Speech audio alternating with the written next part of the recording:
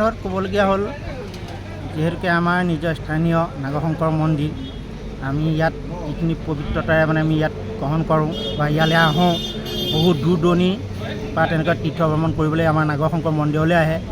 এনে অৱস্থাত সেই মন্দিৰৰ প্ৰথম গেটৰ সন্মুখতে যিভাগ ধাবা হয়তো আমি ভাবিছিলোঁ এভাগ ৰাইজৰ কিবা খোৱা বোৱাৰ সুবিধাৰ কাৰণে হ'ব বুলি ভাবিছিলোঁ, কিন্তু আজি গম পালোঁ তাত মানে যিখিনি নকৰিবলগীয়া কৰ্ম ল'ৰা ছোৱালী সেইখিনিয়ে তাত মানে ব্যৱহাৰ হ'বলৈ লৈছে। আৰু এইটো আমি কেতিয়াও বিচৰা নাই যাতে নাগশংকৰ মন্দিৰত এইখিনি মানে ঘৃণাৰ বিষয়ে ইয়াত ধুব নালাগে।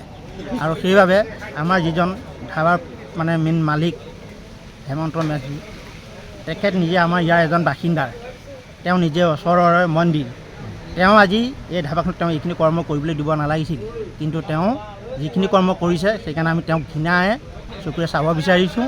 আৰু সেইকাৰণে আমি এই ধাবাভাগ ইয়াত ৰখাটো আমি নিবিচাৰোঁ, কাৰণ আমাৰ নাগশংকৰৰ এটা ডাঙৰ এটা মানে বৃহৎ লাজ জনাৰ এটা পৰিৱেশ হ'ব আজি এই বাতৰিটো প্ৰচাৰ হোৱাৰ লগে লগে। সেইকাৰণে এইটো আমি আইনগতভাৱে আইনে অতি সোনকালে এই ধাবাভাগ ইয়াৰ পৰা বন্ধ কৰি এইটো আমি বিচাৰোঁ। আৰু আজি ধাবাৰ ভিতৰত যিখিনি সামগ্ৰী পোৱা গৈছে, দুজনী ছোৱালী দুটা ল'ৰা পলায়ন কৰিছে, এটা পলাইছে, এটা লংকত ধৰিছোঁ, আৰু পলোৱাটোক আমি খেদি খেদি ধৰি আনিলোঁগৈ। আৰু ধাবাৰ ভিতৰত যিখিনি মানে আপত্তিজনক বস্তু পোৱা গৈছে মানে তাত আৰু ক'বলগীয়া আমাৰ মানে ভাষা নাই।